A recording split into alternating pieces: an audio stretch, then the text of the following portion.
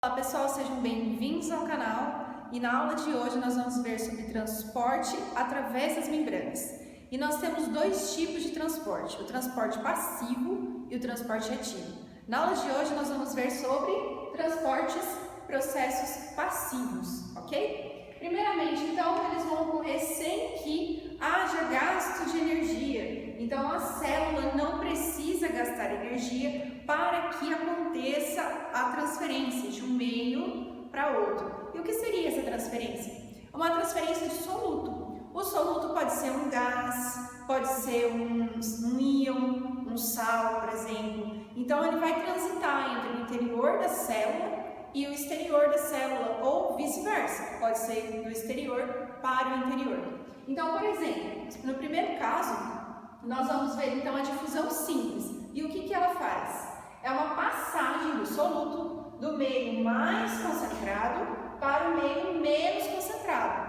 Isso significa que pode ser o interior da célula, pode ser o citoplasma, ou então o meio extracelular, ou vice-versa. Mas sempre com a tentativa de igualar as concentrações. Lógico que isso não vai acontecer nunca. Nunca acontece de igualar as concentrações. Mas a tendência é essa, igualar as concentrações. Por isso esse transporte entre a membrana plasmática. E o soluto, como eu disse para vocês, gases, íons e moléculas bem pequenas. Aqui eu representei mais ou menos, aproximadamente, como pode acontecer. Essa aqui é a membrana plasmática. Então, só para a gente relembrar um pouquinho, a camada é uma bicamada fosfolipídica. Então, aqui nós temos os lipídios e aqui nós temos os fósforos. Uma porção voltada para o meio extracelular e uma porção voltada para o meio intracelular. Se a gente fosse acrescentar aqui, então nesse lado seria o citoplasma e aqui o nosso meio extracelular. Tudo bem? Muito bem. Então aqui a nossa membrana plasmática, faz porção hidrofóbica, as porções hidrofílicas que têm afinidade então com íons, com água, etc.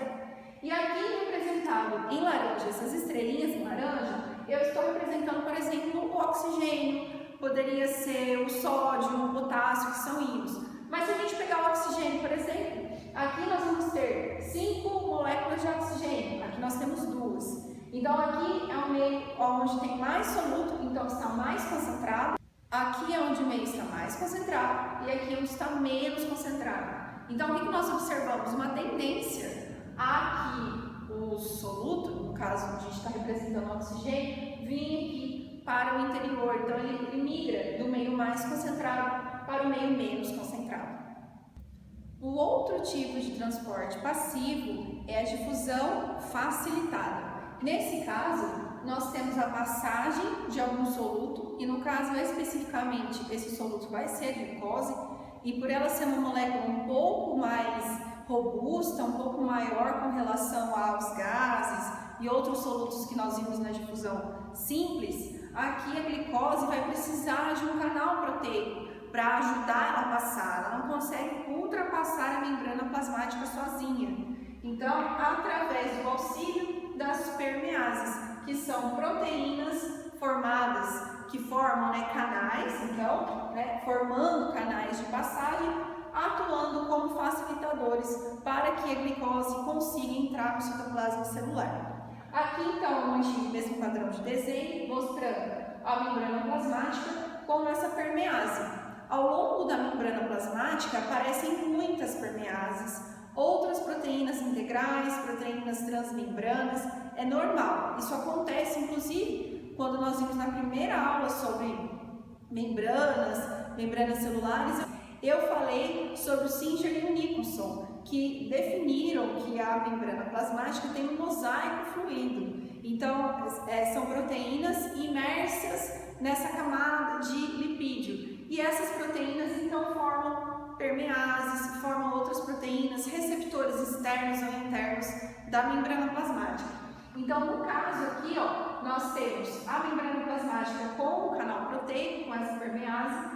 Aqui em laranja, no círculo, eu representei a glicose, só que os facilitadores precisam de um hormônio que que no caso da glicose, o hormônio que vai abrir esse canal proteico é a insulina. Então, o canal ele fica praticamente fechado. Mesmo que tenha glicose aqui e ela poderia passar, não vai acontecer isso, porque precisa então desses hormônios para abrir os canais. São moléculas que agem como se fosse mesmo para destrancar, girar uma chave e destrancar o canal. Então, a insulina se acopla, ela vai se acoplar mais ou menos aqui, abre o canal e permite então a passagem da glicose por essa permease para o interior da célula do citoplasma.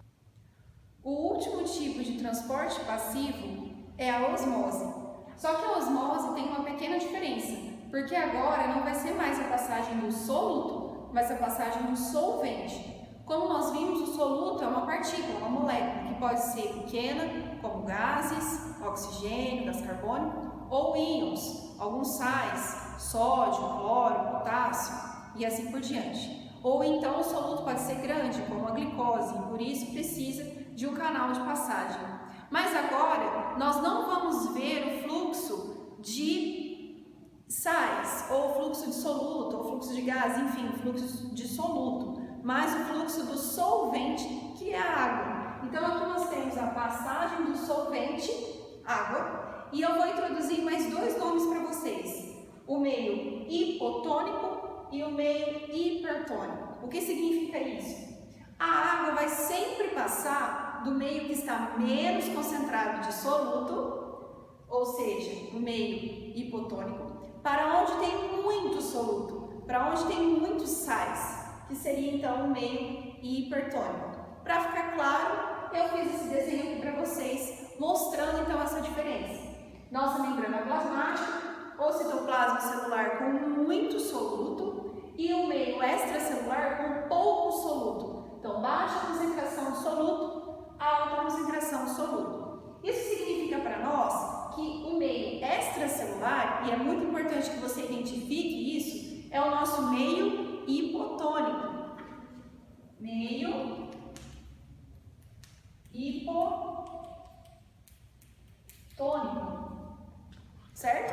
E o meio intracelular é o meio hipertônico.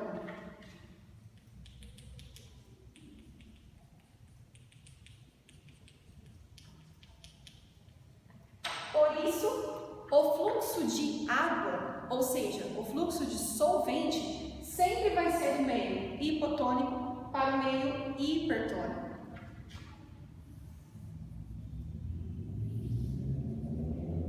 Lembrando, sempre tentando igualar as concentrações, mas nunca conseguindo. Ainda dentro da osmose, nós vamos ter os diferentes tipos de meio. Então, são alguns nomes que eu quero introduzir para vocês. Nós temos o meio hipotônico, como vocês viram, o meio isotônico, novidade, e o meio hipertônico, vocês também já viram. Como eu tinha falado, o meio hipotônico é o menos concentrado. Já o meio hipertônico é o meio mais concentrado, enquanto o meio isotônico é o meio onde há o equilíbrio entre a água e os íons. Mas vamos lá, como é o comportamento da água, desse solvente, em frente aos diferentes meios e às células? No caso do meio hipotônico, nós vamos ter que a maior concentração de soluto está dentro da célula. Então, o fluxo de água vai ser de entrada, vai entrar mais água do que sair. Então, aqui a gente vê um fluxo de entrada de água e um pouco fluxo de saída. Por isso, a célula aumenta o volume, ela vai ganhar mais água dentro dela. Então, ela tem uma alteração no volume, aumentando o volume da célula. Isso pode ser prejudicial. Se for uma célula animal, por exemplo, uma hemácia, essa célula pode se romper. Então, ela vai sofrer uma hemólise, ela vai estourar. Porém, essa célula pode ser uma célula vegetal. E pelo fato dela ter a parede celular, ela não vai se romper por causa da parede, mas a gente vai dizer que ela é uma célula túrgida. Então, ela fica com as paredes da parede celular um pouco mais volumosa, não fica retinha, né? Ela ganha volume, mas a parede celular tensiona esse ganho de volume. Então a célula não morre. Mas uma célula animal, por não ter parede celular, pode estourar e a célula pode vir a morrer. No caso do meio isotônico, a mesma quantidade de entrada de água será a saída. Então eu estou representando com as setas em azul a entrada de água e a vermelha a saída. Então a mesma quantidade de água que entra é a mesma quantidade de água que sai, justamente porque o meio está equilibrado. Sempre lembre que o termo isotônica tem que te lembrar equilíbrio. Mesma quantidade de água que entra é a mesma quantidade de água que sai, então não ocorre uma alteração no volume da célula, ela continua constante em equilíbrio. E esse nome que a gente atribui para a célula é a célula normal, se for uma célula animal, ou então uma célula flácida, se for uma célula vegetal. Já no meio hipertônico, vai muito mais ter fluxo de saída de água do que de entrada. Isso também pode ser prejudicial para a célula. Se for uma célula animal, nós vamos chamar de célula crenada. Se for uma célula vegetal, uma célula plasmonizada. A célula crenada, ou seja, célula animal que está perdendo água, pode ser que ela nunca mais consiga restabelecer os níveis normais de água. Então ela vai morrer, ela colapsa. A membrana plasmática fica tão enrugada que mesmo que, se a gente mudar ela de meio, colocar, por exemplo, no meio isotônico, ela não vai. A água entra, mas ela já rompeu a membrana plasmática. Em casos de exposição ao meio hipotônico por muito tempo. Mas, se for uma célula vegetal, ela pode sim voltar aos níveis normais, a ser uma célula novamente flácida por causa da parede celular. Então, a parede celular nas células vegetais dão uma certa segurança de que a célula não vai morrer. Mas a célula animal, infelizmente, nessa situação onde ela está crenada, ou nessa situação onde acontece dela romper, porque o volume aumentou muito, aí ela pode vir à morte. Bom, pessoal, a aula de hoje termina por aqui. Espero que vocês tenham gostado. Até a próxima!